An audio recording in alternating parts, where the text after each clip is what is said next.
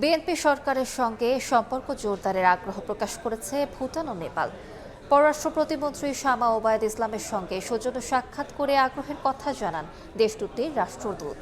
সকালে পররাষ্ট্র মন্ত্রণালয়ে সৌজন্য সাক্ষাৎ করেন ভুটানের রাষ্ট্রদূত ড্যাশো কার্মা হামুদুর্জি। পরে নেপালের রাষ্ট্রদূত ঘনশ্যাম ভান্ডারীও প্রতিমন্ত্রীর সঙ্গে সৌজন্য সাক্ষাৎ করেন। রাষ্ট্রদূতরা নতুন সরকারের সঙ্গে ঘনিষ্ঠভাবে কাজ করার বিষয়ে তাদের সরকারের গভীর আগ্রহের কথা জানান। পররাষ্ট্র প্রতিমন্ত্রী পারস্পরিক স্বার্থ সংশ্লিষ্ট ও ভবিষ্যৎমুখী সম্পর্ক জোরদারের মাধ্যমে আঞ্চলিক শান্তি ও সমৃদ্ধি নিশ্চিত করতে সরকারের অগ্রাধিকার তুলে ধরেন। বৈঠকে বাণিজ্য সম্প্রসারণ সহ কুড়িগ্রামে ভুটানি অর্থনৈতিক অঞ্চল প্রতিষ্ঠার বিষয়ে আলোচনা হয়।